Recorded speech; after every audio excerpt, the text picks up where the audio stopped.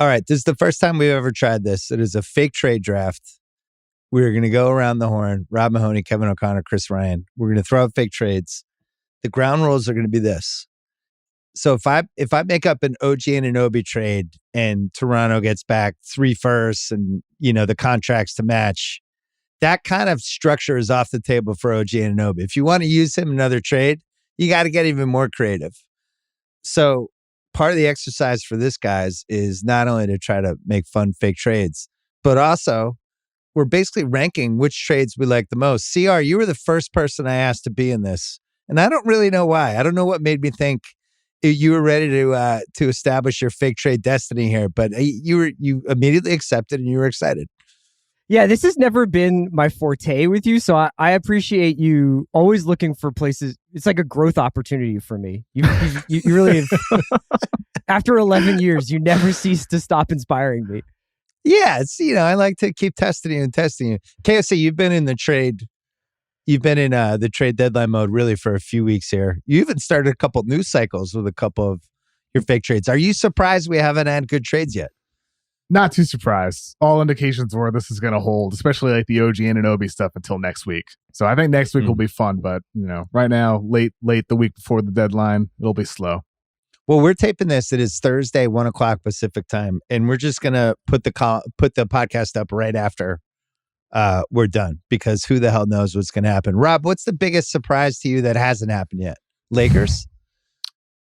Yeah, I would have thought the Lakers would have moved on something by now, and especially since we're starting to see with Miles Turner getting his extension, that's complicating that situation. They already spent some of their seconds to get Rui Hachimura. Their options are just changing. And that was a team that has needed things all year, that we expected to be buyers all year. And yet, I'm sure we're going to talk about them in a lot of scenarios today because they just make sense for a lot of these candidates still. Well, before we start the fake trade draft, none of us are Laker fans. If you were a Laker fan, objectively, this is your team. You've already traded all of these picks for Anthony Davis. You won a title, but nobody was allowed to go to the games that happened in the bubble. But you really haven't had a chance to enjoy this team. And now you have 38-year-old LeBron in year 20. You have Davis who can't stay on the court. And you have LeBron pressuring them, internally and externally. We got to do something. This could happen. Is there a Laker trade, KOC, that would make you think this team could actually win the title? Because to me, I don't see it. Russell Westbrook, 2 future firsts, a second to the Raptors for Fred VanVleet, Gary Trent Jr., and Otto Porter. Is that the move? So that was the one you tackled on your podcast a couple weeks ago, and I heard that. And I just didn't feel like that won them the title, Rob. It was like, that sounds good. That's an interesting team, but I still have a ton of questions, and I still think there are multiple teams in the East that would be better than whatever they threw out. What did you think when you heard that? It gets them closer. I like the components of that. Even just the Gary Trent Jr. trade is attractive to the Lakers, or for the Lakers, for me. But I think there's too much ground to make up. The top of the West is so far ahead of them.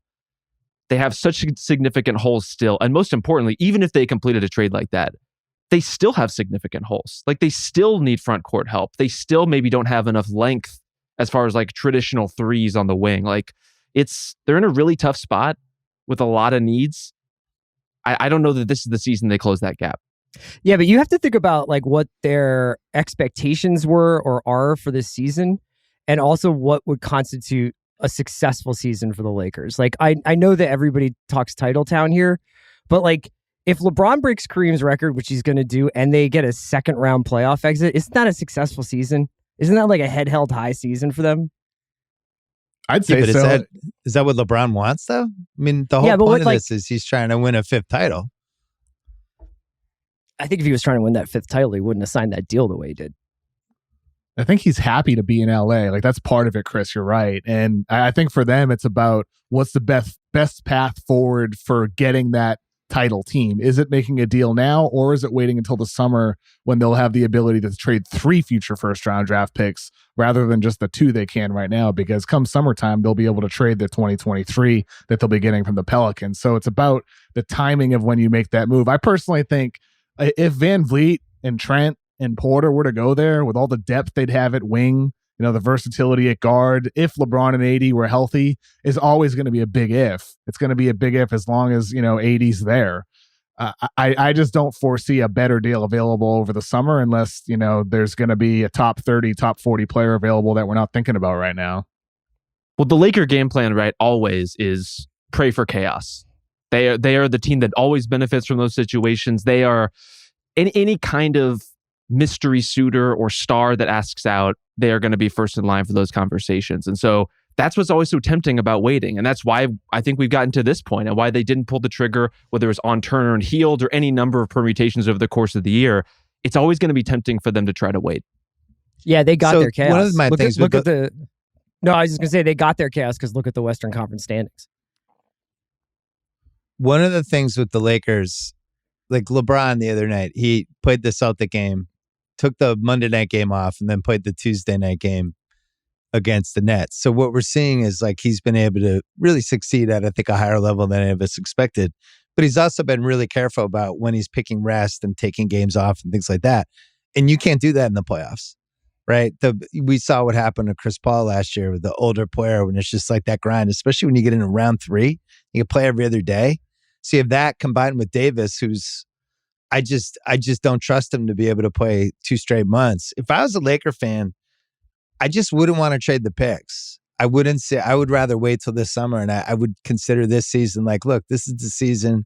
We had some bad luck. LeBron got to break the record, but ultimately, like, we're not going to win the title, so we're going to give away the entire 2020s.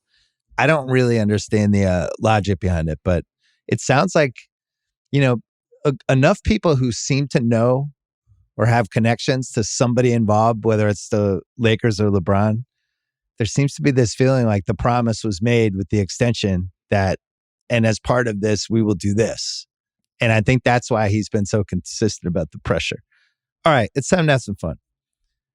We're going to do the fake trade draft. We're going to go, we're not doing snake draft. We're just going to go in a circle. CR, you go first. Oh, KOC, you go second. Rob, you go third. I'll go fourth, and we'll go clockwise. You want to trade the first pick, CR? Yeah, can I trade the first pick? All right, KOC, you go first. Rob, you go second. I'll go third. CR, you go fourth. What do you got, KOC? Okay. First pick.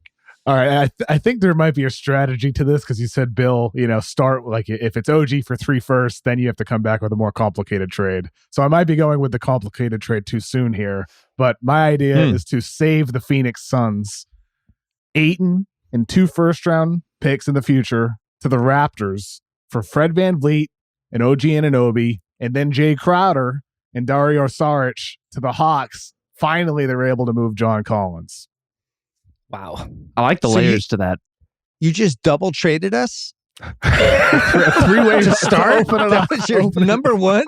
Yes, that's my number one. A 3-way deal to save the Phoenix Suns.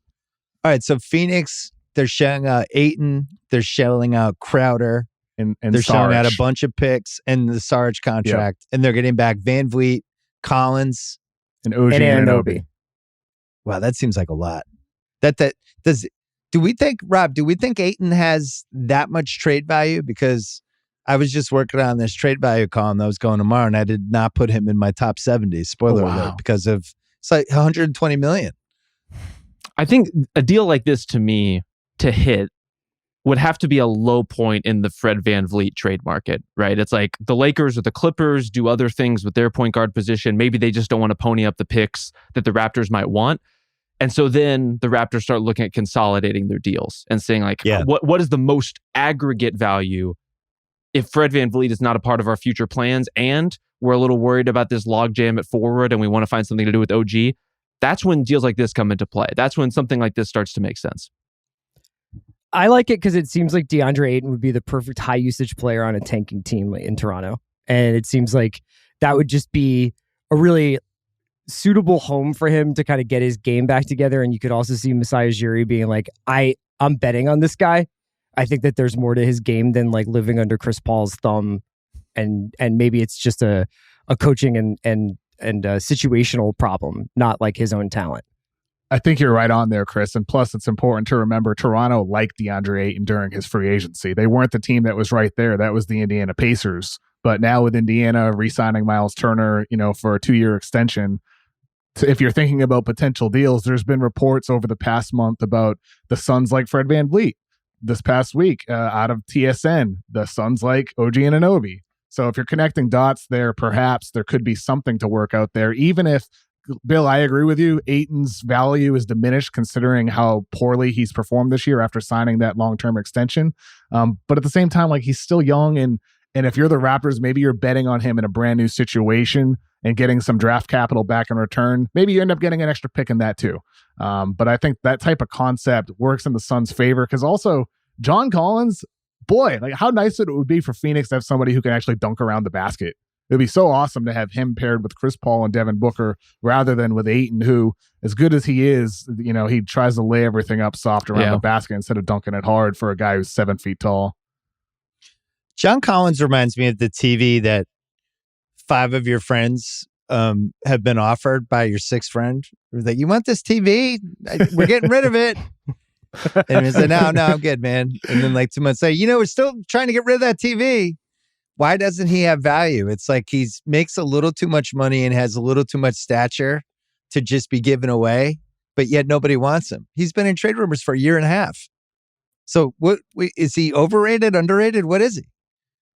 I think underrated. Like, John Collins is a good NBA player, a versatile defender, as Kevin alluded to, a good finisher, but not only that, has some ball skills, can do some things off the bounce. To me, he plugs into a team like Phoenix really easily. That's a team that needs a little more dynamism, that needs a little more spice to what they do. And so, the thought of, we're just going to roll out in the past, Jay Crowder, now Cam Johnson in that 4 spot. Like, I want someone who can do even a little bit more than that. I want someone who's more of a downhill threat than that. Collins makes all the sense in the world in that capacity. And even though he hasn't shot the ball well this year for the Hawks behind the arc, in the past, he's been a steady 3-point shooter. And defensively, he's become somebody who, when he entered the league, was more of a liability, slow-footed. But, I mean, he's had so many plays this year. Like, I remember against the Dallas Mavericks maybe a couple of weeks ago where he had this great help, just to use the rule of verticality to help on a drive by Bullock late in the game, final minute, that helped, create an opportunity for the Hawks to score. He's had countless moments like that this year where it's like, I almost don't understand how he hasn't been moved. I really do think it's a money thing that you alluded to there, Bill, because he makes over $20 million. Maybe he's not quite that good, but for a team like the Suns where you're all the way in, he makes all the sense in the world. So he reminds me of some of the guys. Oh, hold on. He reminds me of some of the guys, CR and I, in the early 2000s when we were in the early digital. We were out there. It's like The Last of Us, just fighting the zombies, trying to get columns and blogs up. But there were all those forwards back then, right? Like Juwan Howard, Sharif, Antoine, these guys, these expensive forwards. And it's like, this guy's definitely good, but that's a lot of money. And they would just kind of move teams and move around. Keith Van Horn. And funnily enough, they all wound up playing for the Hawks at various points. Right. Because there was that era of the Hawks where every dude on the Hawks was 6'8", and it was just like you couldn't play. You couldn't be taller than that. You couldn't be shorter than that. If you wanted to play with Joe Johnson, you had to be 6'8". Rob, before you go, I have a quick Fred VanVleet question. Are we sure he should be worth that much? He's going to definitely become a free agent this summer. He just hired Clutch. Clearly wants a big paycheck. And I got to be honest, I don't think he's played that well this year. When I watch the Raptors, I think we, in our heads, because he's been in a lot of big playoff games and there's this sense like, oh, Fred VanVleet, he's been there, he's been through some wars, but like, I don't know. Is he ever, how many times in a game when you're watching like them against any other team, is the other point guard better than him? Is he one of the 10 best point guards in the league? Probably not, right? You go, anybody they play, it's like, there's always a guard who seems to be better than him. So he's like good. And he's fine. And in that Lakers situation, he'd be fine. But I don't think he's like a top 3 guy on a contending team. And I think that's one of the problems with the team that they built. They're 8 games under 500, partially because he has the ball a lot. Yeah, I think ideally he wouldn't be a top 3 guy on a championship team or a contending team at this point. But the reality of teams like the Lakers is he would have to try. Like, he needs to at least like try to flex up a little bit from where he's been this season. You're right. It's been a bad year for Fred VanVleet. It's been a bad year for Fred VanVleet fans like myself. Yeah. Like, I love watching him play, but the shot hasn't been there. And that's even with an uptick in this calendar year. Like, he's been playing better and he's still under 40% from the year for field goal shooting. So it's a hard spot for him. But I would say in terms of this construction, I'm not sure that they are getting that much for him. I'm not sure that the Suns are giving up that much in this kind of deal. Because if you have OG and Van Vliet coming back and Collins, and all you're giving up is Ayton and 2 firsts as like the core of that deal, that's selling low on Fred probably. That's a pretty good one for the Suns. The two things that I found the most challenging aspects of this exercise, Bill, is what the Gobert and Murray trades did to value in terms of like draft picks going back. Like I have no idea how many draft picks are supposed to go for somebody like Pascal Siakam or OG Anunoby. And the other thing is that I feel like the Toronto Raptors guys have all been in trade rumors for so long that like I don't even believe they actually play.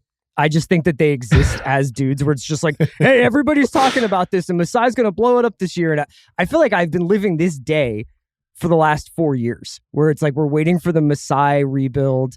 And these guys have all almost grown beyond their reputations have grown beyond their actual play because they're quote unquote available. Do you know what I mean? Yeah.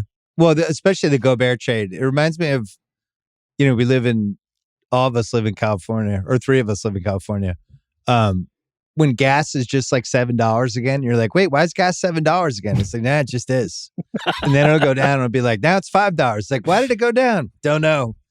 The Gobert and Murray things where it's like, nope, that's the price now. 3 unprotected first and 2 pick swaps. It's like, is it? Or is this just like a weird gas thing where it's like, maybe that actually shouldn't be the price. Maybe gas should be much lower. All right, we're on a hellacious pace in our fake trade NBA draft. We've had 1 pick. We're at this like almost the 20-minute mark of the podcast. Rob, what do you got for us? First question, what is off the board? Like Kevin made that pick. What can't I pick at this point? Why don't you go and then we'll tell you? I mean, that three-teamer was so complicated. I think everything's on the board right now. Okay, well, I'm going to go real simple. I want to take some reaches later in the draft, so I'm going chalk up top. OG Anunoby to the Grizzlies.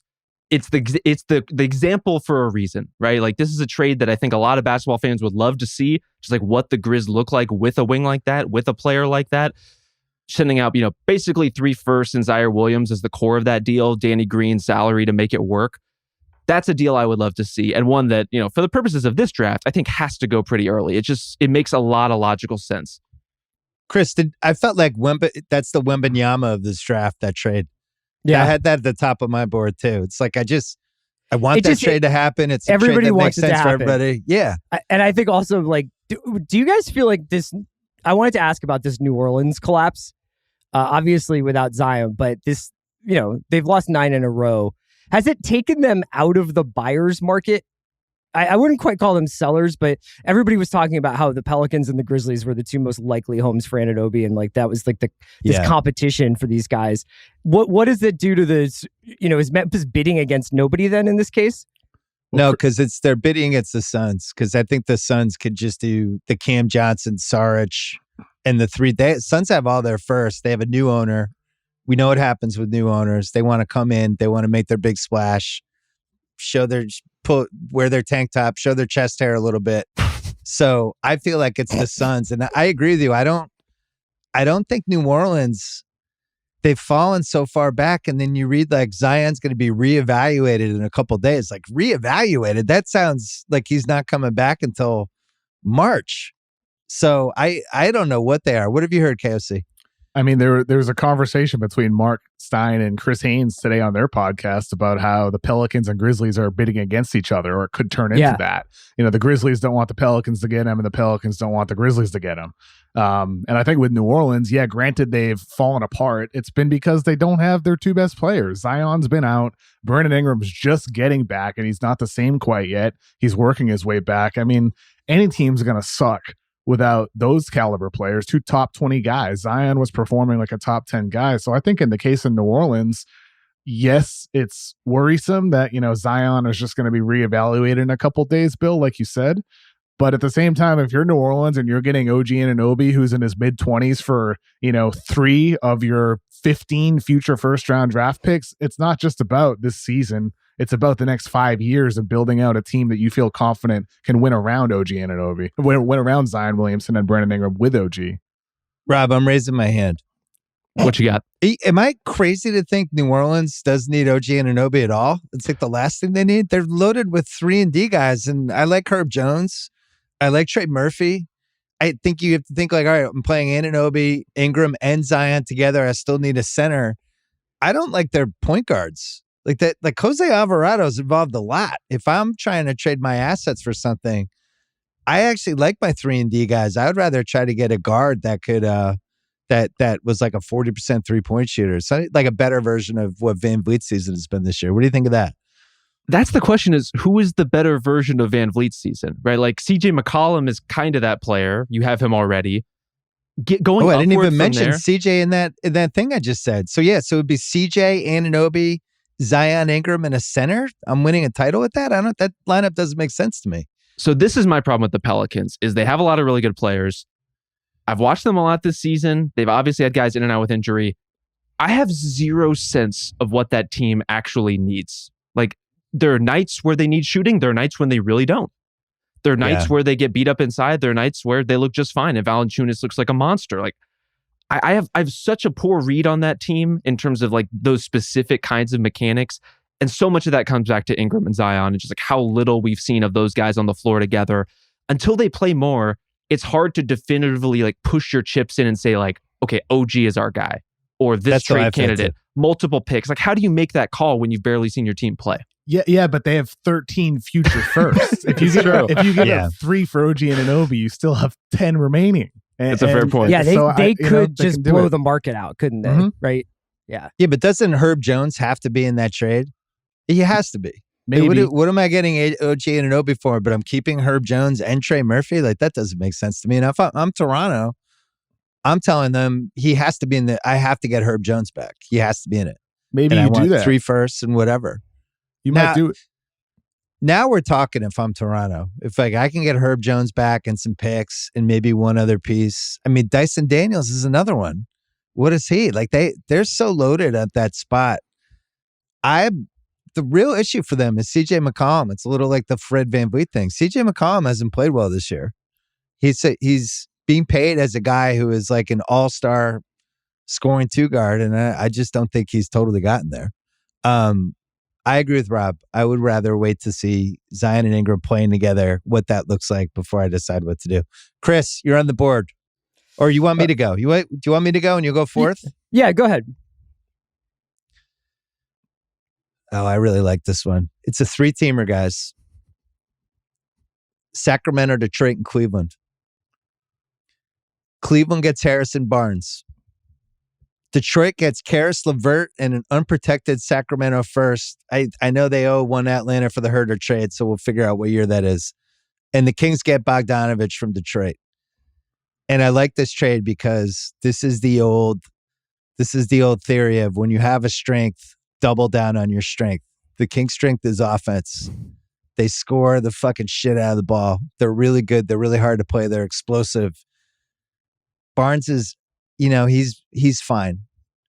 I know he's a valuable clubhouse guy to them, but you would not call him an explosive scorer. He is what he is. He's 13-6. If I put Bogdanovich in there, at every point in the game, I have offense. I have shooters.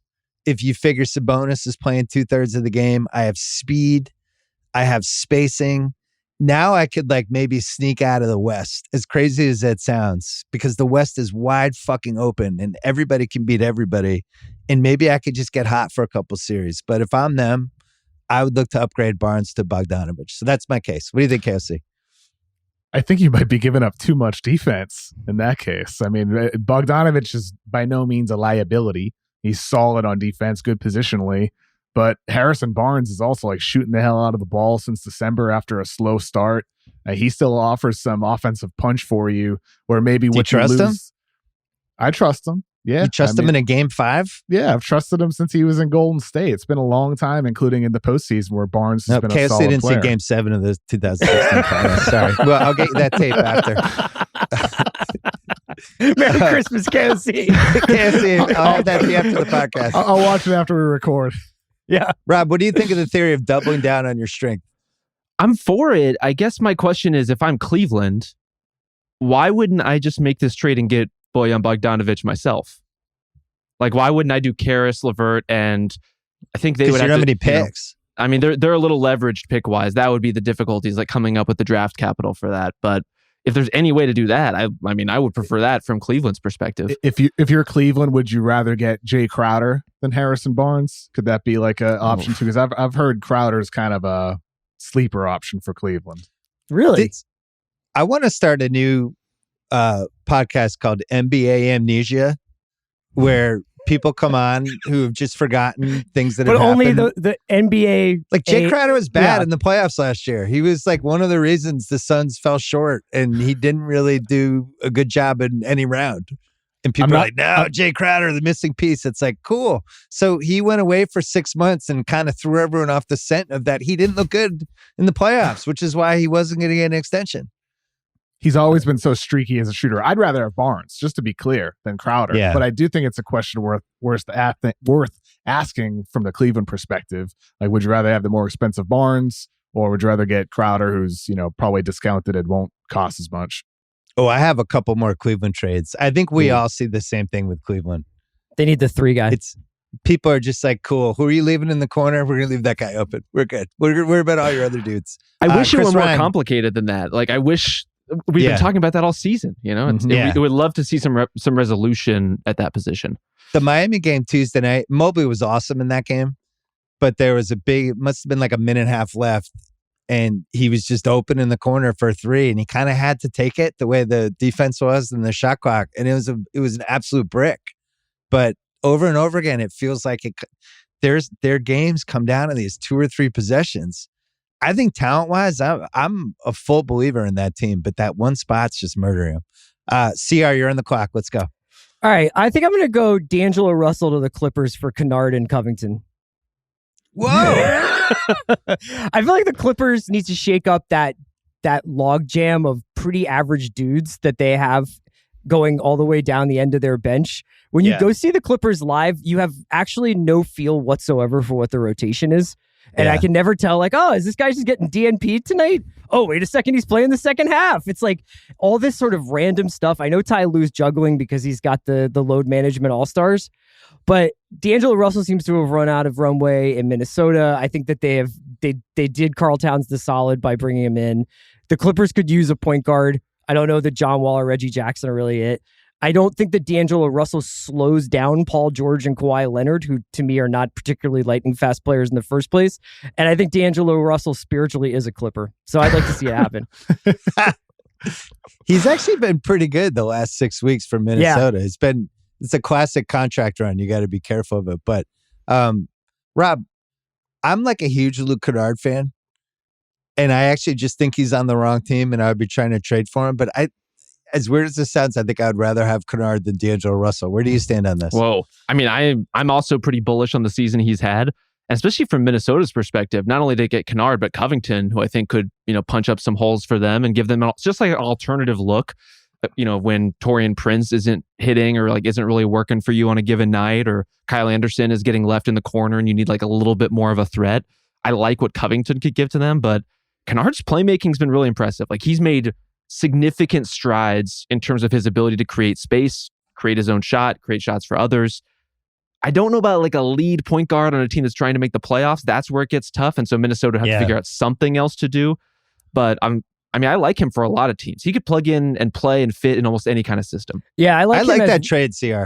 He's rhythm guitar to Anthony Edwards lead guitar. Yeah. Is the way I'm thinking of it. It's just like, we don't have 2 guys playing solos. You're go ahead, Jimi Hendrix. You play. I don't think you're the tiebreaker. What do you got? I don't think it's a good deal for Minnesota. D'Lo's been playing too well since early December. It was like a really bad start for him if he fit with Ant, and maybe it does go sour, but D'Lo's been nearly 50, 40, 90 since early December. He's complimenting Anthony Edwards, willingly playing off ball more often, with Edwards taking more responsibility on the ball. So I think there's a deal to look for Minnesota involving D'Angelo Russell, because it's not a perfect fit and he still has some real duds that are frustrating, like that one the other night against Sacramento. But at the same time, like I think they lose too much at guard without having, a third team involved there, getting one back, or a guarantee of somebody who's going to fill that role next to Anthony Edwards. Because as great as Ant also has been around the same timeline since early December, he still also has room to grow as a lead playmaker too. So I think the concept makes sense, finding that versatile wing, a shooting guard like Kennard, but I don't like the pieces they get back in it. I'm not a Russell fan, so I like the deal for Minnesota. Interesting. Good one. Some debate thanks, on Bill. that one, CR. Great job. I didn't get the KOC That's a good vote. job by you. Came up huge. This is huge, Jim. Tony Romo's in here. All right, KOC, you're up. All right, let's go with the Knicks and the Bulls. Oh. Zach LaVine to the Knicks for 2 2023 first-round picks, a future first, Obi Toppin, the Evan Fournier contract, and Derrick Rose. Homecoming for D Rose going to Chicago. The Knicks retain enough picks after giving up a handful here to set up for another move this summer, and they get Zach LaVine, who's MSG's gonna love. Dolan's going to be all about it. Not going to be banning any fans because he wants everybody to come to watch LaVine and Brunson in that backcourt. And then they can flip RJ Barrett this summer for Karl Anthony Towns. Wow. I like the parlay there. Yeah. A lot to work with on that one. So I'll ask you this. So Tibbs isn't playing RJ Barrett in a lot of these crunch times. How do you think he's going to feel about Zach LaVine's defense? Not good. I don't think Tibbs feels good about anything, to be honest with you, though, Bill. What does Tibbs feel good about? Are we sure Tibbs is a good coach anymore? No. I respect the hell out of the guy, but for the way basketball is played in 2023, would he be one of your first choices to coach your NBA team? Isn't the better question is how is Zach LaVine's knee going to feel about playing for Tibbs? Right. Again? Again. No, I thought we were free. I will say I like what some of the stuff the Knicks have. Like I had 3 of them in the trade value out of the top 70. I like Barrett, I like Brunson, and Randall's been good this year. So what were you saying, Rob? I actually was working on a story on Zach LaVine the last time he played for Tibbs, and he was having a pretty good season at that time. But one quote that will always stick out to me is him saying, I asked him about his off-ball defense, and he said, it's literally the hardest thing in the world. And I was like, this is not going to go great here. This may not be what Tom Thibodeau wants to hear. Wow. I don't think the price for LaVine is that high, KOC. Although I guess they're making them take Fournier's contract back, so you got to factor that piece in. Yeah, that was part of it with adding the additional first. But I just honestly, how many LaVine suitors are there going to be at this point when it's $250 million for 5 years and a guy who's had 2 surgeries on the same knee and until really mid-December didn't really start to look like himself? I'd be really nervous trading for that contract. And if I'm trading for it, I wouldn't want to give up a ton. That's why I feel like they're going to be stuck with him. DeRozan is the one that, he's at $27 million this year and next year, playoff proven guy. And it feels like he would have maybe more suitors. But listen, the Knicks doing anything would be super fun. The Knicks trading for a guy who's already had 2 knee surgeries. It's almost like the league should step in and ban it from happening. It's like, you guys can't do this. You've had too much bad luck over the years. Not allowed. Rob, what do you got? I'm going to go off the board a little bit. Alex Caruso to the Warriors for James Wiseman. Oh, I had this one. That's great. I like it. I'm big on the let's see how we can improve the Warriors at the expense of, honestly and frankly, any of their young guys at this point. That team so desperately needs help. And if there's a taker for Wiseman on the board, a team that could invest in him and his future and be able to really see what he can do, it would be a team like Chicago. And Golden State's getting something they really need, which is just honestly another player they can actually trust to put in these games. And Caruso would be so great for the way they play. Can we go Wiseman round robin right now? Because the possibilities, you could tell me Kelly Olynyk for Wiseman, which would make sense for Utah. You could tell me Wiseman with Moody for Kuzma. What do we think? What do we think the Warriors actually need, KOC? Because to me, Caruso's always made the most sense. But is there another type of player that I'm missing? Probably more than Caruso, which is probably the wrong way of thinking about it. Because I love the Caruso idea. That makes total sense for them. But it seems like for Golden State, they wouldn't want to sell on a former number 2 pick for Alex Caruso. Yeah. That's a bad way to think about it. I agree. So many people in sports, in real life and business have made the mistake of thinking well, I paid that, or that's what it cost 3 years ago. So that's what it is now. And it's like, you know what? Shit changes. And that was a really weird draft. Nobody was allowed to interview anybody. Nobody was allowed to Nobody go had to seen this in-person kid workouts. play, really. Yeah, it's like nobody's going to hold this against you for the rest of your lives that you turned the number 2 pick in Alex Caruso. It was a weird draft. Desmond Bain went 30th in that draft. They have a chance to win the title. They need another guy. And whether it's Caruso, whether it's Kuzma, Kelly Olynyk. Kuzma, I was intrigued by because he could play 2 different forward spots for them. They go a little bigger, a little smaller with him. But I just think I want to see Caruso in a playoff series. And I don't think Golden State would be the only team that should be kicking the tires on him. I think Phoenix should be involved and Milwaukee. Basically, any contender, he could play 30 minutes. Go ahead. Is Wiseman even enough for Caruso? From the Chicago That's a fair question. That's a how do we see ourselves question, right? Mm-hmm. Yeah. So it's like if Chicago's like we're doing a soft teardown here, isn't betting on a higher ceiling for a second overall pick who could be your center of the future and then maybe you get off Vooch eventually.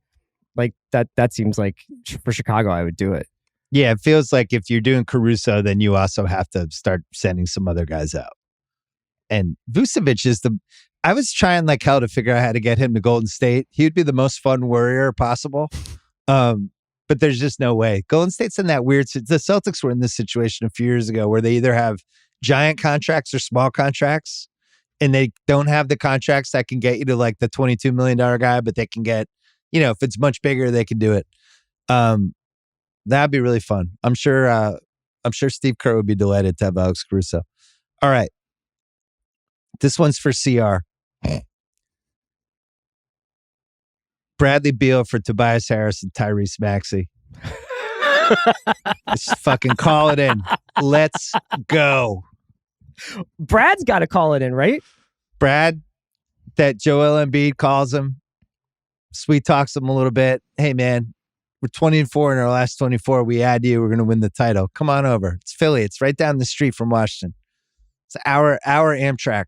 2 hours? How long is Philly to Washington? Oh, it's like 90 minutes, 2 hours, yeah. Would you give up Maxey and Tobias Harris for Bradley Beal, Chris? Oh, man. Really? Jesus. I haven't seen you this upset. If you had asked me 2 months ago, yeah. But I just like the way they're playing right now. I don't know that they can win the title as currently constituted. And I have a bad feeling that they're going to make some skirt under the luxury tax move at the deadline here. But I kind of want to see this team in the playoffs. KOC? I mean, you got to retain some future upside there if you're Philadelphia. That's what I'm saying, KOC. I mean, Maxey can get even better. I mean, that's tough. Beal's undeniably better right now. Like, it makes you better today. It makes you better come playoff time. Maybe. Does it? Are we sure about that? Like, Harris is like overpaid, but he's not necessarily like a negative player overall. So he's been great over this 10-1 run that they've just had. He's just been like, I run right to the foul line and I take the shot. I feel like it raises your ceiling, but also maybe lowers your floor a bit too. Yeah. Not to mention the health concerns. Like Beal's long-term health, when you already have Joel and at this stage of his career, James Harden on your roster. I honestly, this is such a strange place to be after our whole journey with Tobias Harris as a Sixer. I think he's pretty important for them. Like, I think he fills like a really essential role. I think he is hard to replace. I think at his size, he's giving you a dimension to that kind of 3-and-D, and also a guy who can create and do a little something off your second unit too, in terms of generating offense. Guys like that are either expensive or old and washed up or hard to come by. Like, I can't believe I'm saying it, but in addition to not wanting to give up Maxey, I don't want to give up Tobias Harris either at this point. Whoa. Okay. Jesus. Wow.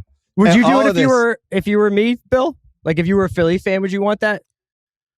I actually wouldn't. I thought it was a really fun trade on paper and that we'd all go nuts if it happened, but Beal's contract it's just too much money for me.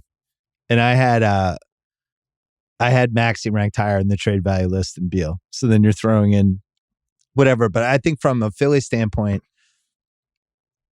Harden could pull a hammy tomorrow, and you always have this, how many more years are we going to waste from Joel? And I'm sure Joel is like, let's go all in, but maybe not with a trade like this. It's a really fun one, though. All right, CR, what do you got? I'm just going to do something pretty easy here for the Sixers, which is Thibault, which has been getting talked about a lot. Basically, it's Thibault, Korkmaz, and House going to the Kings for Rashawn Holmes. Bringing Rashawn home, he becomes the backup 5 that they need. It cannot be Montrezl Harrell in the playoffs. And is this a coming home video when he comes back? Did they play that in the first quarter? They definitely do. They keep that tape with the Harrison Barnes, the Game 6, Game 7 tape. But this just it kind of helps both teams ultimately. Like I'm still a Thibault believer, but Doc Rivers is not. He plays 7 to 10 minutes, sometimes 12 minutes per game. He gives Sacramento the perimeter defensive strength that they need. I worry that it essentially makes the Sixers Swiss cheese go on the perimeter. Like you don't get any steal on the perimeter if you're the Sixers. But we definitely need a backup 5 for Joel, even if he's playing like 38, 39 minutes in the playoffs. And I cannot watch Montrez in the playoffs. What do you think, Casey? I think it's a good concept. You have my wheels turning, Chris, for like a similar concept. I wonder if there's ways to get a wing back. If you're Phoenix, would you flip Crowder? Like if you get something back in there, like is there another big out there instead of Rashawn Holmes? I'm Mo sure. Bamba? Yeah, and then you also wonder whether or not like would any bigs hit the market in the buyout market, because typically those guys become available. I just don't know if there will be anybody better than Harrell, which is really scary to contemplate. Rob, are you a Thibault guy? In small doses. I think I'm probably closer to Doc Rivers on Doc this Rivers, one. yeah. The offense is just killer. Like he murders the flow of possession sometimes, which is really tough, but like exemplary defender. And I will say, can move off the ball really well. And the Sixers are not the ideal style for that, but you put him alongside Sabonis and you have him moving in that flow of how Sacramento's playing. He cuts really well. He's really good along the baseline. You can see how that would work. Like you can see the shape of how he could mean something more for them than he ever could for the Sixers. Rob, I'll buy your Thibault stock after the podcast. Okay. Feel free. We'll cut a deal. I'm buying up all the Thibault stock. He's going to have a moment. He's too good defensively. When somebody is that skilled at one of the most important NBA things, it usually works out for that person in the end. And I just think he's on the wrong team. Putting him on a team where it's either you dump the ball to Embiid or Harden dribbles for 20 seconds. Like that's not what I want to see him in. Sacramento would be really fun. I think he would be interesting on that team. KOC, you're up. I'm gonna kind of piggyback off that deal there, Chris. This is a deal in the moment that I'm figuring out at the trade machine. Audible. You're not listening to your scouts. You're just in the war room. You're like the seat of your kids. Like Tony Wrestler's son. You're just like, I'm in charge now. Let's go. I got this. How about something instead of you getting Rashawn Holmes back in Philadelphia, you get Mo Bamba and you get Jay Crowder and you give up Thibault and House to the Suns, Harrell and Korkmaz to the Magic, and you got to give up one other salary, minor little baby salary if you're the like Milton, Sixers. or do you want to try and keep Milton in house? A very small one, like it could be Milton, deep off the bench. Like this is probably too much. The salaries are tough to match here, but I knew you'd work Mo Bamba into this fucking podcast. So predictable, KSC. I didn't plan on it until Chris mentioned Rashawn Holmes, another mismatched throwback name. The spirit just moved you. You had to get Mo Bamba in here. I mean, I felt good about that, Chris. I was wondering if there was Mo Bamba Celtics potential as that last big guy in case they wanted. You remember they liked him forever? Yeah. Danny Ainge liked him. Remember that photo? Oh, maybe maybe Utah will grab him. Yeah. What do you got, Rob? Where do we want to go here? Okay, here's a weird one, kind of a challenge trade. Emmanuel Quickley to the Nuggets for Bones Highland. For some reason, Emmanuel Quickley and Bones Highland are on the trade market. I don't really get it. Like both of those are good players. Clearly, there's something percolating in Denver as far as, I mean, he's consistently in the rumors on the basis of the idea that do we trust this young point guard in essential playoff games, basically. And so you're trading him for a guy who is a little further along and a significantly better defender. And in the Knicks, you're getting a different flavor of the same thing that, again, I don't really understand why Emmanuel Quickley is on the block to begin with, but if you want to indulge yourself, let's see what we can do here. The Bones thing is so weird to me. That got announced during a Nuggets game, like a national TV Nuggets game. Yeah. Why would you be in a rush to trade that guy? I don't really understand. The reports have said that there's friction with the coaching staff involving Bones. So that has definitely something to do with it. In the case of the Knicks, I don't understand quickly being involved in the market. I wonder, when I talk to people around the league, how much of this is just other teams putting this out there? Because Quickly's been damn good the last month or so. I mean, he's scoring the hell out of it, scoring efficiently all year long. Like we talked about Tibbs earlier, how much he values defense. Quickly's been so good on defense for them, on ball and off ball. So from the Knicks side of things, I don't understand Quickly being involved in trade conversations unless it's a trade up, for a star type player, like whether it's a Levine-esque player or somebody like that. But that's the only way, like, it makes sense in my mind to move Quickly. That would be an awesome trade for Denver. I watch a lot of the Nuggets. Bones isn't quite a Jokic fit, in my opinion. And there's been some moments, especially when Jamal Murray hasn't played, when Bones is like, I got this. And it's like, Jokic has a 25, 17, and 15 right now. Maybe give Jokic the ball. Bones like, clear out.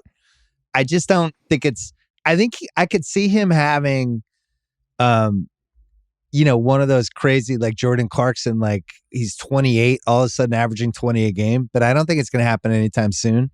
I don't think it's going to happen for this Nuggets team. If they can flip him into a Quickly type guy, that's a huge win for them. They need a reliable two-way guard in that spot.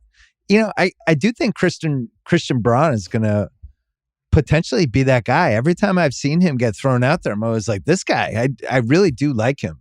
He's on some weird team with like Pritchard and Nuara and all these guys that when they get thrown out, you're like, whoa, that guy's pretty good.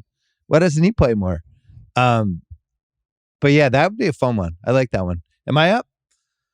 I'm up. Oh boy. This is going to cause some discussion. Are we getting weird now?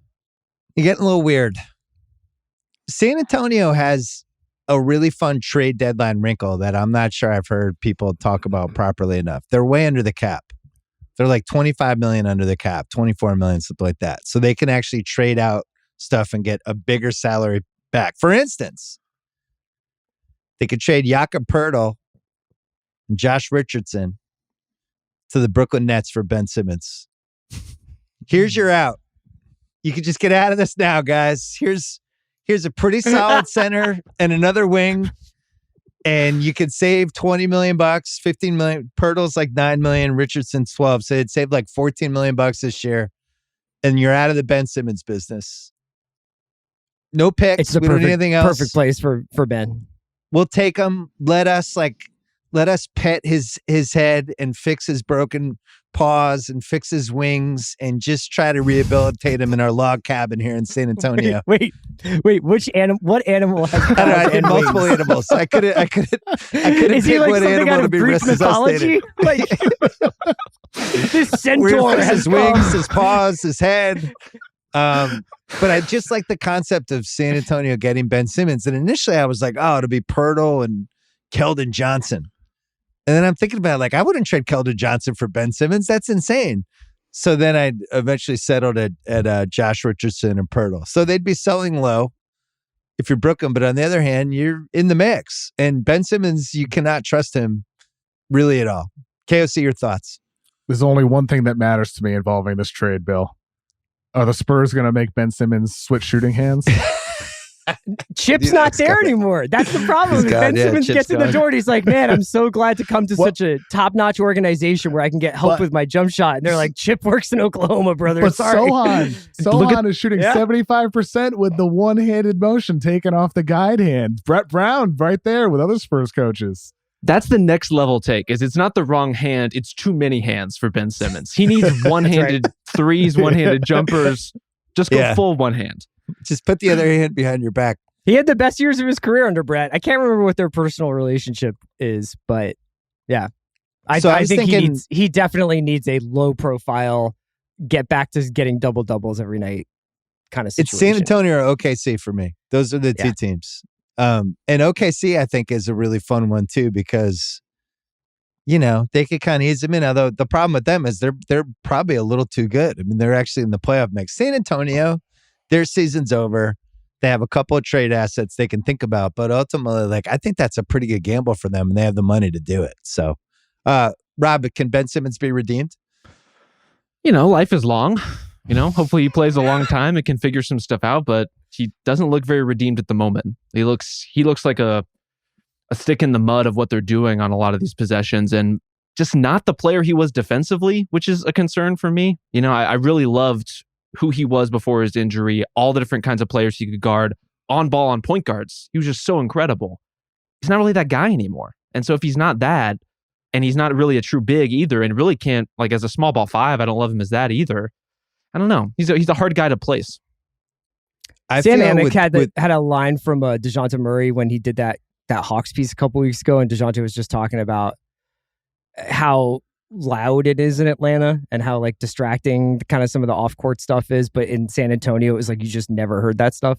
There was just none of that stuff was ever a factor. And I just feel like that's where Ben needs to be. Someplace where it's not Kyrie is next to me, KD's not shaking my hand as I walk off the court kind of stuff.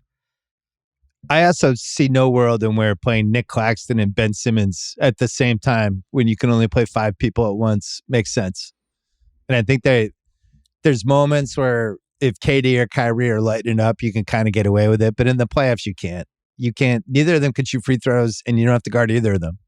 So I don't see a world where they should even have both. I think they should seriously consider trading him. And Presti's probably too smart to buy into it. But if you're San Antonio, you're going to be in the Wembanyama chase anyway. You already are. You're going nowhere. Why not? Why not roll the dice? What do you have, CR? So can we just do a trade here that's just hey, I think my guy helps your team and your guy is helpful for our team, and just do Bogey Bogdanovic for Karis LeVert and get a dangerous wing for the Cavs? Interesting. He's got a player option. Karis is expiring, I think, right?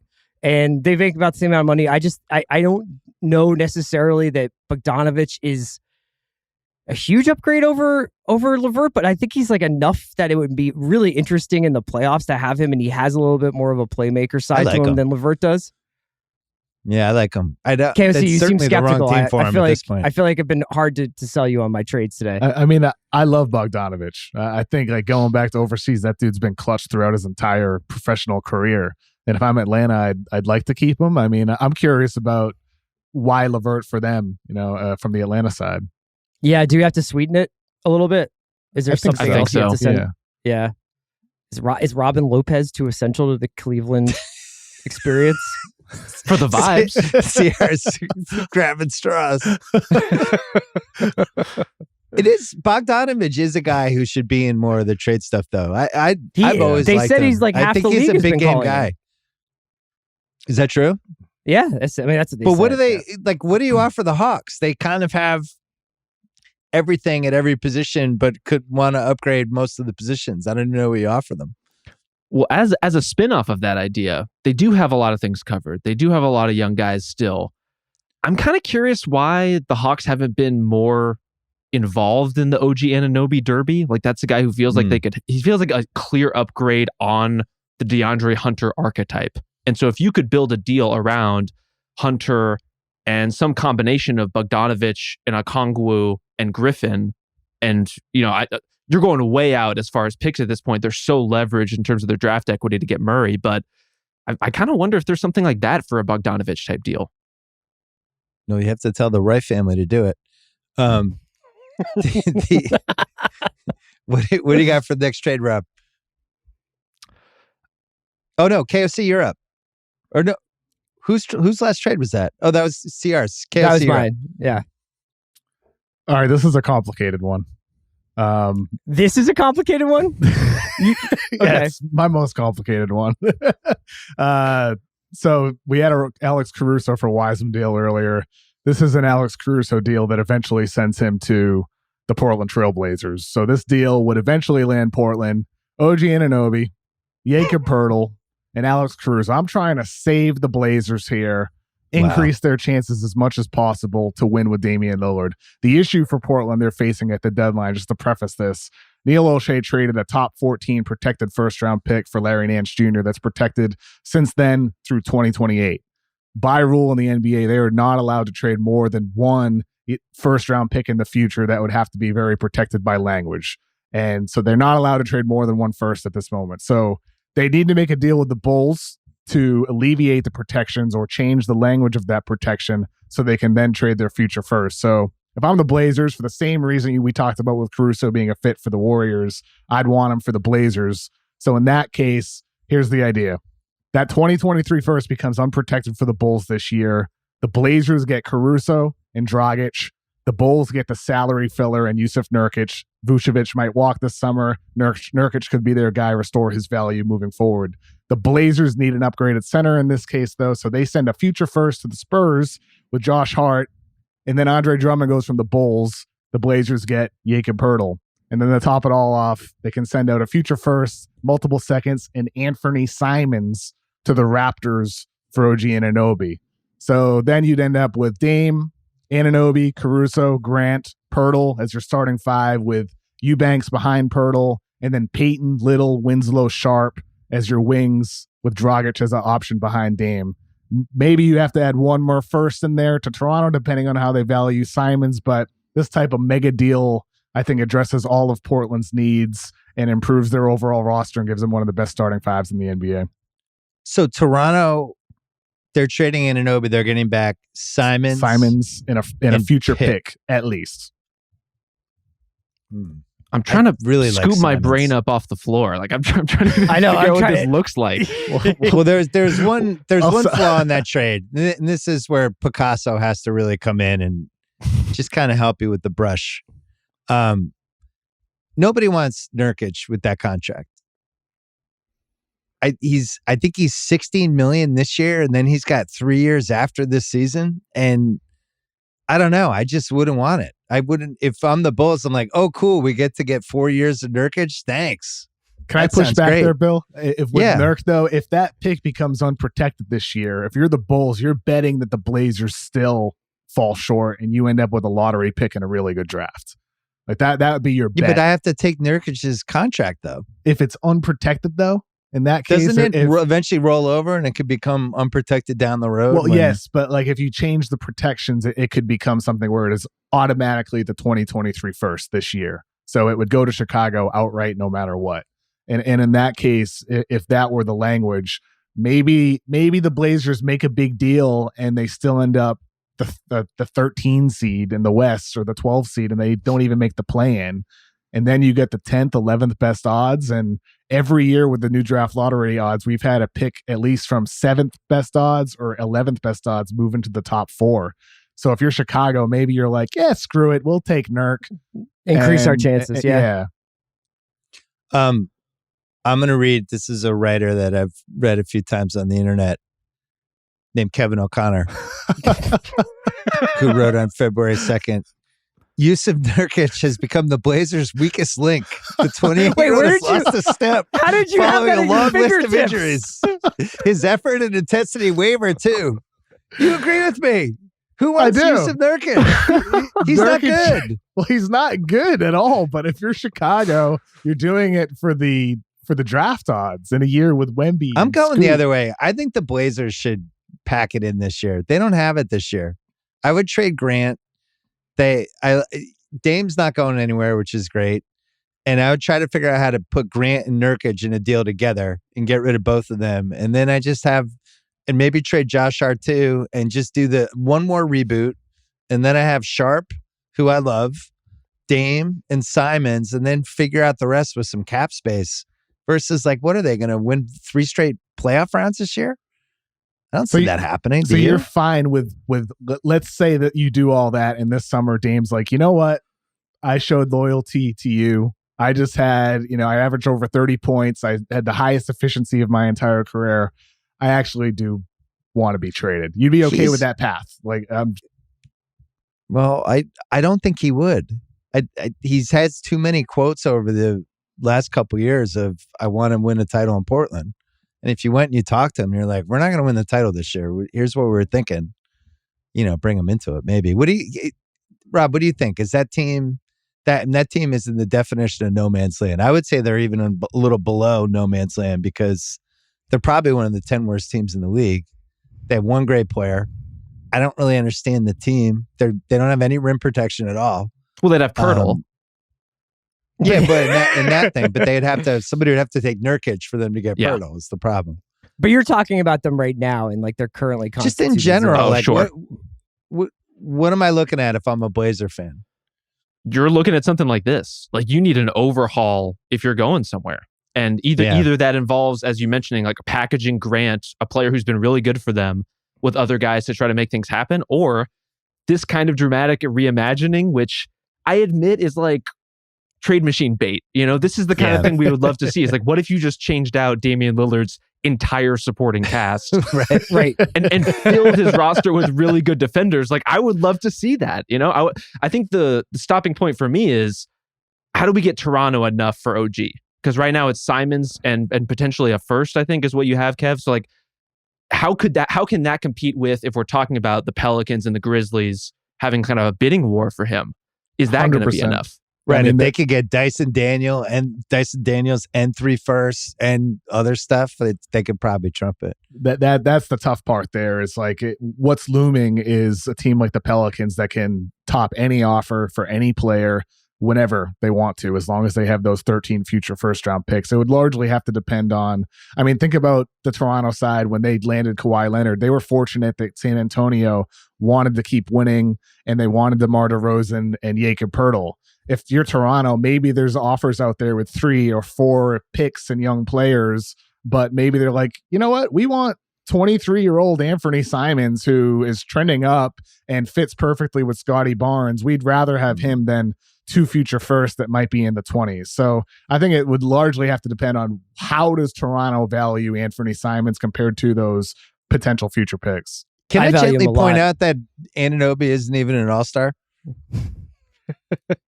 Like, is there much of a difference between Simmons and Anunoby? Flashbacks right now. He's going to get Verno flashbacks. He's not going to enjoy this conversation. I really like Simmons. I feel like they're pretty close in trade value. You know, really? Well, they're close. I don't think it's like Simmons plus 3 firsts for Anunoby. No, probably not that much. No, like Anunoby definitely has more trade value, but Simmons, I really value him. I think he's good. I really liked when those minutes that he played without Dame when Dame was hurt. I was really impressed by some of his crunch time stuff. Can I ask a quick question here? Because there were a couple of fake trades that got stymied by guys not being available to be traded yet, you know, contractually. And I was wondering what you guys thought about the summer and the summer market based on like, and how that impacts whether or not New Orleans is going to give up this whole bag of picks. Is there anybody better waiting in the summer, like a Karl Towns, that people might be getting involved with, but not so they would want to keep their powder dry during this trade deadline? LeBron, Trae Young, Karl Towns. Trae Young, definitely. Yeah. And I think that factors in too when we were talking about Zach LaVine earlier and just like how big his contract is. LaVine almost needs like another cycle of contracts to come up and guys get signed to big deals that can then get put into trades to start making things work. Because some of these guys are making so much money now. We're at that weird transitional point where just making the math work is really hard at some of these deals. I kept trying to get Zach LaVine to the Heat and I had to restart my computer. It's impossible. Trade machine just overheated my MacBook. KOC, what happens if Portland calls Toronto and says Sharp and Anunoby for Sharp and Simmons for Anunoby? I think that's maybe too much. I'd want to keep Sharp if I'm Portland, just with everything he's shown this year. I did too. But I think that type of concept, if you're Toronto, you get to feel like that's might be the best thing you end up getting. What about Sharp and Grant for Anunoby? That's worse, right? Yeah, I don't want Grant if I'm Toronto, and I don't want to give up Grant if I'm Portland either. Grant's been really good for them. He's a great fit next to Dame. It seems like Sharp is off the table for them. Right. They're trying to do like a patchwork, make the roster better without putting him on see there. why, but like if you're actually trying to build something around Dame now, I think it's going to take too long to wait for Sharp, personally. I think that Sharp would be the biggest asset you have. All right, Rob, you're up. This is a trade I'm trying to will into existence, and it's I think similar to Chris's trade, trading Matisse Thybulle to the Kings, I want Jared Vanderbilt to the Kings for Davion Mitchell. Oh, Jared Vanderbilt, shockingly younger than Davion Mitchell. So if I'm the Kings, I'm thinking like this is a part of our core. This is a big who could potentially play with Sabonis, give us some of the defensive activity that we want out of that position. Obviously, you're sacrificing some shooting in terms of making those positions work. But Mitchell is like a little bit awkward and redundant for them right now in terms of the place he fills on their roster. Whereas if you're Utah, I think you could talk yourself into basically very few of our perimeter guys are very active, defenders on the perimeter. Let's get someone who can get into the ball. Let's get someone who, while he fills a similar size profile to what we have, gives us a completely different thing than what we have now. I really like that one. What do you think, SC? I'm into it. I think it makes total sense for both sides. CR? Yeah, and it's funny how Utah has completely fallen out of the trade talk. I mean, I know you brought up Olynyk, but they were supposed to be the all-you-can-eat buffet, and they're still lingering, so I'll be curious to see what they do in the next couple of weeks. Guys like Walker Kessler make a Vanderbilt more tradable, too. Mm-hmm. Well, I also had a Vanderbilt trade. I might as well do it now. This is one of my favorite trades. This might be my favorite one I've come up with. Jared Vanderbilt to the Boston Celtics. There we go. For two white guys. Peyton Pritchard and Luke Cornett.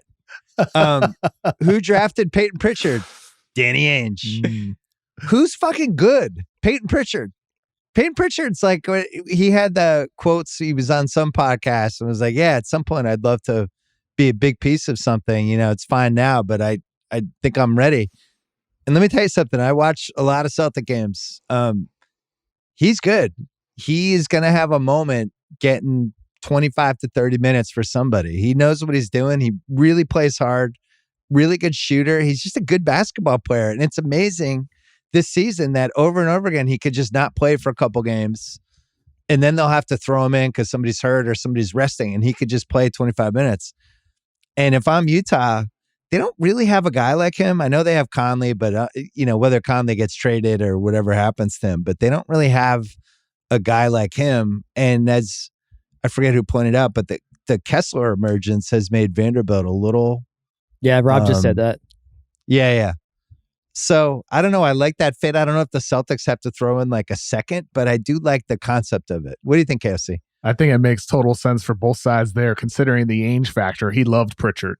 And for Boston, they wouldn't even technically have to give up Cornette in that deal to make it work salary-wise because they have that involved there. Trade thing. Yeah, you're right. So they could take in Vanderbilt there. Keep Luke Cornette. Great. And just one white guy. Yeah. Ainge is like, no, I need two. I need two white guys. Vanderbilt would be perfect, though, behind Rob Williams and Al Horford as insurance there. And plus, he can play with them, too. It's the thing they need. They're a guy short. Now, it's like the Gallo injury.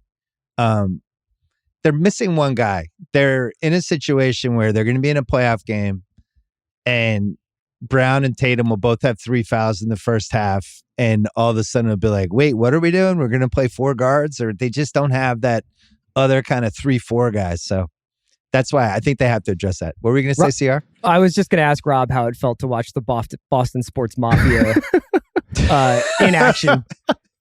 I was gonna ask before Kevin jumped in, Bill, do you believe this pitch you're giving? The Peyton Pritchard propaganda was off the charts there. Fair question. I think he's genuinely good. I was mad when he only played 6 minutes in the Laker game. One of the last 2 home games. Yeah, it was the Laker game. When Mazzulla played Tatum for the entire second quarter and whole second half in the OT. And it's like, why are we doing this? It's January. It's the fucking Lakers. Pritchard, especially at home, I think he's had some moments. I really like him. I think he's good. I think he is a good NBA player. It's just with Utah, they've got not only Conley, but they got Clarkson, they have Sexton. We'll see if they keep Malik Beasley. Does he play for them?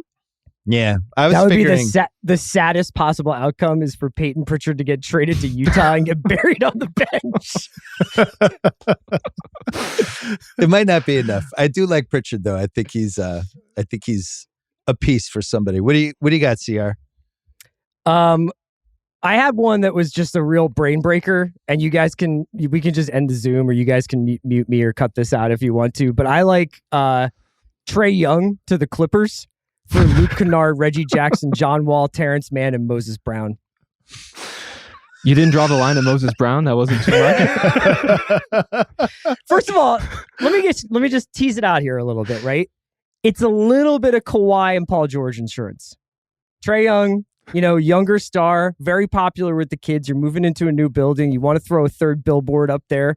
Some cool thing like give no quarter, and it's Trae Young holding a quarter. That's the Clippers slogan. Yeah. And it, I just think that it allows Atlanta then to have this ton of players that they can just juggle, trade in the offseason, and do a complete rebuild under the obvious visionary leadership of Tony Wrestler's son. My nitpick would be, I think they could get more for Trae Young. Probably this summer when they trade him straight up for Karl Anthony Towns. You think so? Straight up for Peyton Pritchard? More than John Wall and Moses Brown in a second? No, I did try to come up with some Trae Young trades, though. It's hard. A lot of teams are set at point guard, right? Or like he makes $37 million a year, and I couldn't figure out. Did you kick the tires on Rob or KOC? Did you kick the tires at all in a Trae Young trade? He's got to be an off-season guy if he's moved at all. Like he becomes your situation. So it's a hard thing to pivot to in the middle of the year. Yeah, Chris, I liked how you planted your flag on it though for when it becomes a story like 4 months from now. That's like that trade and my shout of Benedict Mathurin should be the number one pick, or my two greatest BS report calls of all time. KOC, what do you got? Oh, I thought that was the last pick for. Oh, well, can I give you guys like three others that I really liked? Give us some honorable mentions. Yeah. Why can't Kevin Love be traded? What is he just going to be in Cleveland for the rest of his life? He's an expired contract, makes $28 million, and Cleveland needs a wing. What if they traded him to Dallas for Tim Hardaway and Dwight Powell's expiring? Put Tim Hardaway in that shooter spot. Kevin Love on Dallas, like he's only playing 20 minutes a game, and Dallas gets out of the Hardaway contract for the summer. Kevin Love's too good of a fit next to Jared Allen or Evan Mobley. He's playing 20 minutes a game. Yeah.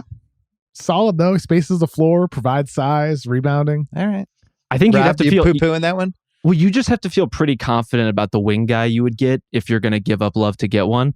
The one I was toying around with was, would you give up Kevin Love for Jalen McDaniels and Gordon Hayward both?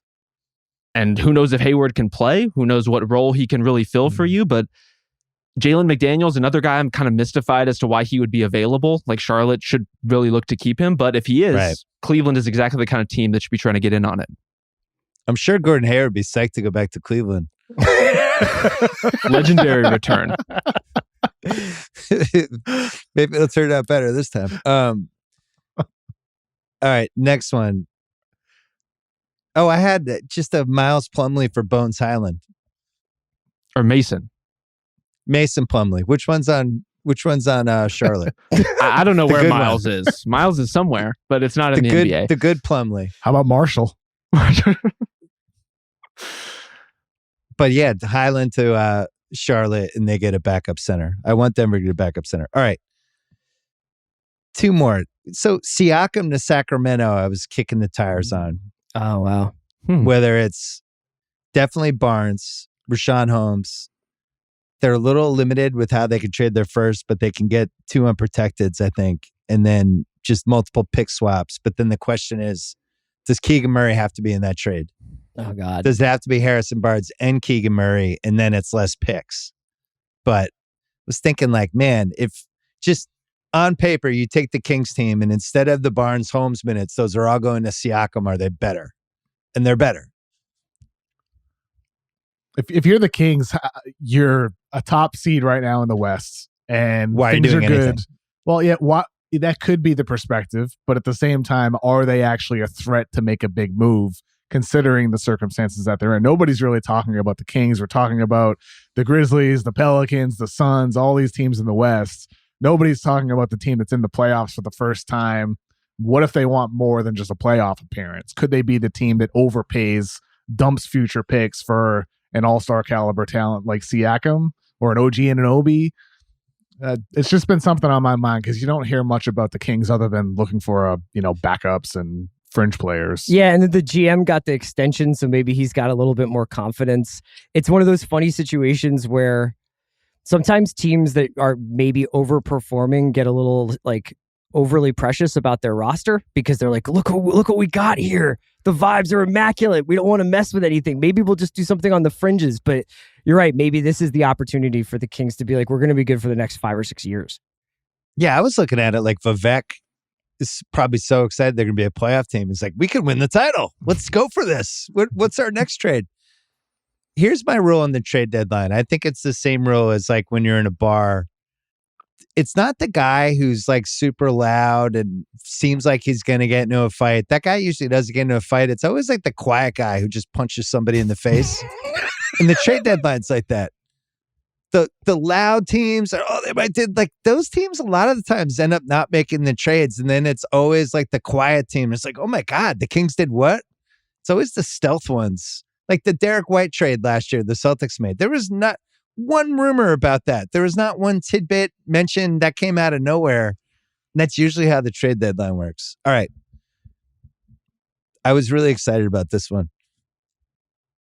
Phoenix gets Terry Rozier and Isaiah Hartenstein. The Knicks get Jay Crowder, Plumlee from Charlotte, Torrey Craig's expiring, and the Hornets get Reddish, DeSarge Rose expirings, and a Phoenix first. And so Charlotte basically gets a pick. They get out of the Rozier contract, and they get to roll the dice with Reddish. And Phoenix gets a backup center, and they get Rozier. And then the Knicks turn Hartenstein into Plumlee, and they also get Jay Crowder. Only the Picasso would go that deep. That's a real having cereal for dinner kind of trade. Like what are we doing? Listen, this is why I have the resume. I want Hartenstein off the Knicks. It really bothers me how they use him, and I think I just liked watching him on the Clippers last year, and I think Tibbs has just kind of ruined him. I would like to see him on a team where everybody moved the ball. Did anyone try to get DeMar DeRozan to Miami? Why Miami? Because that's like the classic Miami move where it's like, how the fuck did they get DeMar DeRozan? But Miami's like the way that Miami's like wage structure is now is like they just have like a bunch of guys making $30 million and a bunch of guys making $1 million. And it's so hard to get the trades right for them for me. Maybe I'm just bad at math, but I could not make it work. I'm trying to get somebody to Miami. Like Bojan Bogdanovic, I think could be interesting for Miami if they can get in on someone like him, a shooter. But like the idea of DeRozan and Jimmy Butler together is a little too Spider-Man meme for me. Like that's a little too much of the same flavor. Yeah, I was trying to figure out because I think Jovic does have some value. I like him, but they really have no move unless Duncan Robinson's in the trade. Yeah, who I'm sure he's been offered to every team in the league. He doesn't play. He makes $17 million a year, and he's got 3 years after this, and there's just no way to move that dude. I do wonder if they'd move on Lowry if it was the right situation, though. You know, whether it was, I don't know if D'Angelo Russell makes sense for them, but something like that, where just a big contract, Jovic and Lowry, plus some future pick way down the road for blank. Could that go? As you guys know, I'm afraid of Miami, especially because I poo-pooed them on a podcast like 6 weeks ago, and I feel like I just, it's like in Last of Us when they're like, I'm just going to get out of the basement, see if there's any supplies, and then you just get bit. That's what it's like to just be like, yeah, Miami, they're done. And it's just, you watch them, and if it's a close game in the last 4 minutes, I just feel like they're going to win. It doesn't even really make sense, right? It's like, oh, Gabe Vincent's out there in crunch time. It's like, it doesn't matter. That Cleveland game the other night was it was like the classic bullshit Miami game. I have a friend I won't mention on a Celtics text thread who Miami drives him crazy. And he's just like, look at this. They made every free throw in this game. Like he just treats them like they're a bunch of zombies, which they kind of are. There's an alternate universe where they have 10 less wins this season. But they just over and over again, they figure out a way to pull these games out, and they're really confident. So I'm hoping they don't improve as a Celtics fan. And plus with Bam Adebayo, like you saw him drop 30 against the Celtics a couple of weeks ago, Bill. Bam has taken a leap on offense while still, being the total anchor of their defense, regardless of the scheme they're using. And they use every scheme because of Bam Adebayo. I think, Chris Vernon said to me in the mismatch earlier in the year, we're talking about, is Miami dead? Are they not a finals contender anymore? And he's like, yeah, but with Jimmy Butler, you can't look at him taking 14, 15 shots per game in the regular season. He's up to 25 plus in the postseason. Yeah. They're a totally different team come playoff time. So I'm with you guys there that Miami remains a threat. I just love the idea that, Bill, you're in a text thread that's just like flipping out over Caleb Martin night to night. Just like cannot contain its excitement over what's going on in Miami. I have a friend that Miami just drives him nuts. He just doesn't understand it. Chris, before we go, do you want to do Wayne Jenkins as the Lakers GM or no? Oh, Sean Marks! Goddamn, LeBron! I didn't know you really wanted me to trade those picks. I thought that was a handshake deal. Before we go, who do you have in the West right now? If you had to pick a team. Nuggets. Denver. Cassie. Warriors. Still. Okay. I have Denver right now, but I think the Warriors, it's easier for them to improve their team. Then they might be able to make 2 trades because they have the Wiseman trade, but they could also do like the Moody with something else and patch a couple contracts together, and they might end up getting 2 guys over the next week. Is there a wild card team that you're intrigued by? Out of curiosity? What about the Nets? Yeah, I was going to say. They've come up a couple times in this conversation, but they're a team that they don't have a lot to give. Obviously, they don't have a lot of their own picks, but it's like, can you get like Cam Thomas and the first you got from Philly and get something out of that? Like, can you leverage that into a rotation player of some kind? I think they could be interesting. Like, they've put themselves in that position where they should at least be knocking on some doors. What do you want if you're them? Like, what's the most important thing at the top of the shopping list? Real wing length and defense. Yeah. Like, they have so many small guards who are deserving of playing time and could fill out lineups, but they feel like a Jalen McDaniels team to me. Like, if you can get that conversation going, I could see that working out. Yeah, it feels like you keep one of Seth Curry or Mills. I don't think Simmons can factor into the plans anymore, personally. Maybe some other people would be more patient with it, but it does feel like there's some bigger deal they could make. And I'd be really interested to see if they actually put Simmons on the table, because it seemed like there was some frustration last week with whatever was going on with him. And just watching him during the games, all the bad habits seem to be resurfacing. And I don't know, this Kyrie resurgence, we'll see how long it lasts. But if they're going to have that happening at the same time as the way KD's playing, you have to kick the tires in every way you can. I just can't figure out what their best 5 is when I watch them, right? Because it's, Kyrie makes it so hard to play a second guard next to him because you just get killed on defense. You can't play Simmons and Claxton at the same time. You have the KD piece, but I don't know who the right 5 is. And I'm not a giant Royce O'Neal fan. I don't know how you guys feel about that one, but and maybe that's part of that too. Maybe if you could put some pieces with him and try to get a better wing. We'll see what happens. All right, guys. This was fun. First ever fake trade draft. What was your favorite fake trade, just out of curiosity, around the horn? Oh, I definitely Ben Simmons to the Spurs. Oh, thanks, Chris. Yeah, you got What'd you have, KOC? That's a very good one. Of my own, the Suns, Raptors, Hawks one that we opened with. Yeah, that was on good. My list. Yeah, hard to beat that off the top. Just like trying to wrap. Actually, no, I do love Kevin's 4-team trade too. The Blazers overhaul featuring the Spurs, Raptors, and Bulls. Incredible. Yeah, it was actually very out of character for KOC because he's trying to save the mediocrity of Portland. Yeah, why do you care so much about Portland? I don't understand that, KOC. I mean, I think with Portland, the draft lottery odds changing, change the entire equation. Like, it's not 25% up top. You can win the lottery if you're in that 7 to 10 or 11 range. at this point. So that changed things. And plus Dame has been unbelievable. And Jeremy Grant's really good. Like I think Portland has glimmers of what they've been missing with the CJ Dame core for years. It's just the Simons Dame core has a ceiling. And now if you can build with Grants and Dame and Gary Payton and Nasir Little, who deserves more minutes, by the way, there's something there. I love this for your second act, KOC. There's nothing wrong with finishing 7th. People need stuff to pay attention to. Finish 7th. It's great. That would be a good podcast too, KOC. There's something there, hosted by Kevin O'Connor, where you're just trying to talk yourself into different franchises and different sports. Yeah, there's something there. And then the podcast just goes, we never did an OKC trade. I want them to get. They're the silent guy at the bar. I'd like to put them in the silent guy in the bar club. Could totally. I want see them to get doing Towns something. next year.